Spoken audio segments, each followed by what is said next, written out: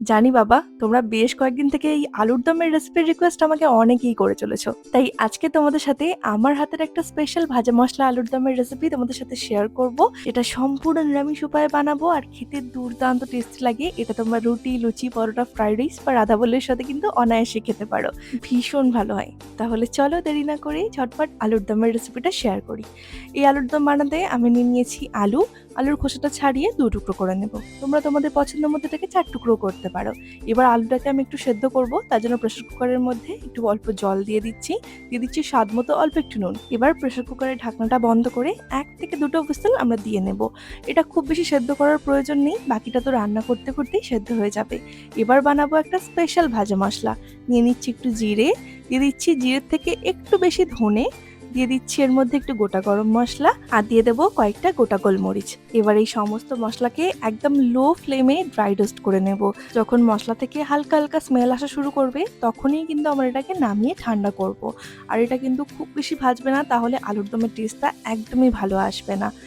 তো এখানে আমার হালকা হালকা ভাজা হয়ে গেছে। এবার এটাকে আমি নামিয়ে ঠান্ডা করে নিচ্ছি। এবার এটাকে গুঁড়ো করে নেব। তার জন্য ইউজ করছি আজকে গারো রিগাল পার্সোনাল ব্লেন্ডার। এই ব্লেন্ডার জারের মধ্যে গোটা মশলাগুলোকে নিয়ে তারপর একদম ফাইন পাউডার বানিয়ে নিচ্ছি। এই ভাজা মশলা আলুর দমের রেসিপিটা কিন্তু সত্যি ভীষণই সহজ। তোমরা অনেক রকম ভাবে হয়তো ট্রাই করেছো, তবে এটা অবশ্যই একবার ট্রাই করে দেখো। তো এখানে আমার মশলা কিন্তু রেডি হয়ে গেছে। এবার চলো ঝটপট আলুর দমটা বানিয়ে নিই। তার জন্য কড়াইতে সর্ষের তেল গরম করে জিরে, গোটা গরম মশলা, তেজপাতা ফোড়ন দিয়ে দেবো আদা আর কাঁচা লঙ্কা বাটা। যেহেতু সম্পূর্ণ নিরামিষ উপায়ে বানাচ্ছি তাই এর মধ্যে কোনো রকমের পেঁয়াজ, রসুন এগুলোকে ব্যবহার করছি না। এবার এর মধ্যে দিয়ে দেবো সমস্ত সেদ্ধ আলুটাকে দিয়ে 1 থেকে 2 মিনিটের জন্য একটু নাড়াচাড়া করে ভেজে নেব। তারপর দিয়ে দেবো এর মধ্যে সমস্ত গুঁড়ো মশলা। যেমন প্রথমেই দিয়ে দিলাম স্বাদ মতো নুন, দিয়ে দিচ্ছি একটু হলুদ গুঁড়ো, রঙের জন্য দিয়ে দিচ্ছি একটু কাশ্মীরি লঙ্কার গুঁড়ো আর অল্প একটু দিয়ে দিচ্ছি ধনে গুঁড়ো। এটা একদমই অপশনাল, যেহেতু ভাজা মশলাতে আমি ধনে গুঁড়ো ব্যবহার করেছি তাই ধনে গুঁড়ো কিন্তু না দিলেও চলে যাবে। এবার এর মধ্যে দিয়ে দিচ্ছি আমি 2টো মিডিয়াম সাইজের টমেটোর পেস্ট। এটা দিয়ে এবার আলুর দমের সাথে ভালো করে মিশিয়ে নেব। এবার মশলাটাকে কিন্তু ভালোভাবে কষিয়ে নিতে হবে। তার জন্য একটু চাপা দিয়ে আমি কিছুক্ষণের জন্য এটাকে রাখছি যাতে মশলাটা কষানো হয়ে যায়। এই আলুর দমটা কিন্তু আমি সেদ্ধ করে বানিয়েছি, তোমরা চাইলে ডিরেক্টলি এটাকে ভেজেও বানাতে পারবে, কোনো অসুবিধা নেই।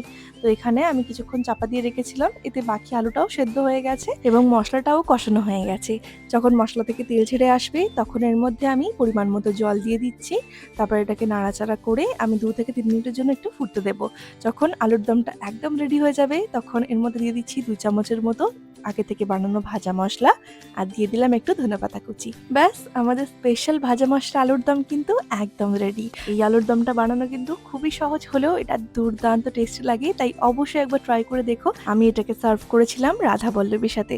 এই রাধা বল্লভীর রেসিপি তো তোমাদের সাথে অলরেডি শেয়ার করেছি। তো কেমন লাগলো আজকের আলুর দমের রেসিপিটা অবশ্যই কমেন্টে জানিও। আজ এইটুকুই, টাটা।